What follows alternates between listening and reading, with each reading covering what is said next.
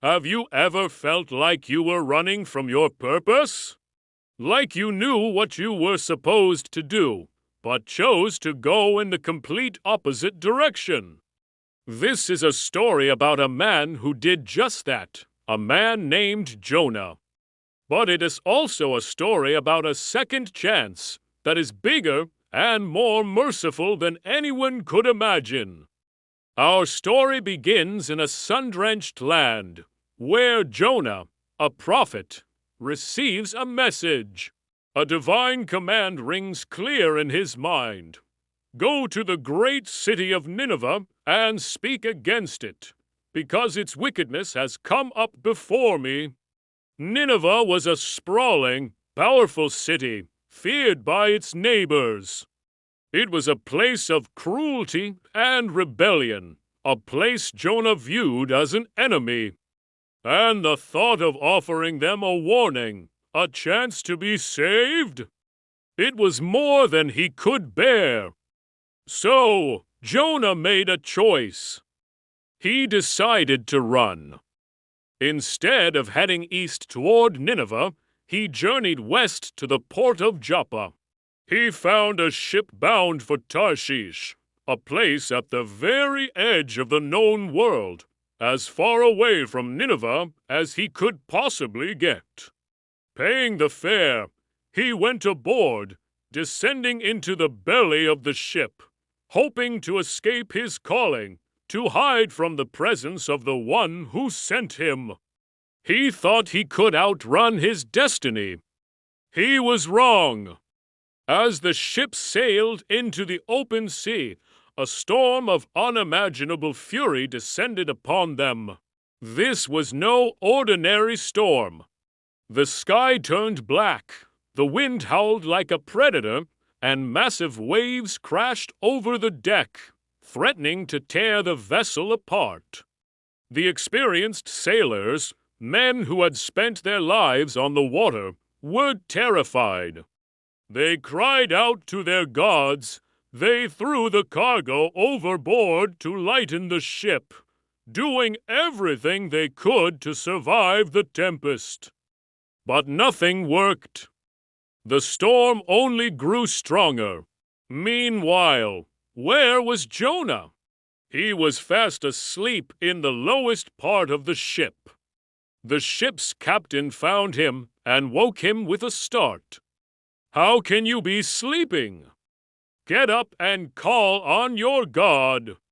Maybe he will take notice of us so that we will not perish." The sailors, desperate and suspecting this was no natural disaster, decided to cast lots to find out who was responsible for this calamity. The lot fell on Jonah. Cornered, Jonah confessed everything. "I am a Hebrew," he said, "and I worship the Lord, the God of heaven, who made the sea and the dry land." He told them he was fleeing from his divine mission. Fear gripped the sailors even tighter. "What have you done?" They cried. "What should we do to you to make the sea calm down for us?" The storm was raging more and more violently. Jonah knew there was only one way. "Pick me up and throw me into the sea," he told them, "and it will become calm. I know that it is my fault that this great storm has come upon you." The sailors, despite their fear, were decent men. They didn't want to sacrifice Jonah. They rowed with all their might, trying to bring the ship back to land, but they couldn't. The sea grew even wilder against them. Finally, knowing they had no other choice, they prayed for forgiveness for what they were about to do. Then they took Jonah and hurled him into the churning, angry sea. And instantly the raging waters grew calm. A profound stillness fell. The men were filled with awe and reverence, understanding they had just witnessed a power beyond their comprehension. But Jonah's story was far from over. As he sank beneath the waves, expecting to meet his end, an incredible thing happened. A gigantic fish, appointed for this very moment, swallowed Jonah whole. He wasn't consumed, he was saved. Jonah found himself in the dark, strange belly of the great fish, alive. For 3 days and 3 nights, he was there in the depths of the ocean. In that darkness, stripped of his pride and his rebellion, Jonah prayed. He acknowledged his failure, his disobedience. He cried out not with defiance, but with desperation and repentance. He realized that salvation comes from God alone. And after 3 days, in an act of incredible mercy, the great fish swam toward the shore and vomited Jonah out onto dry land. He was given a second chance. Once again, the word of the Lord came to Jonah.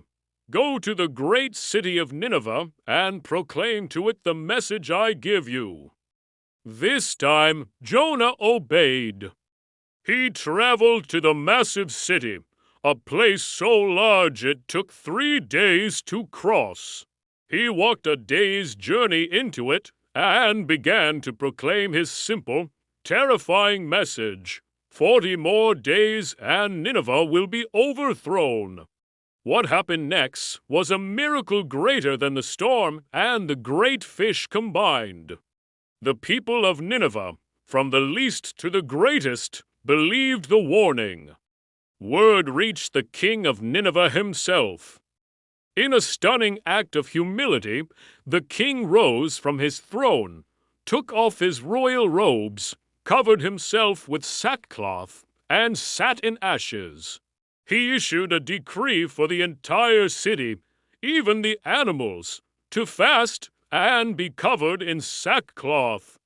Let everyone call urgently on God. The decree said, let them give up their evil ways and their violence. Who knows?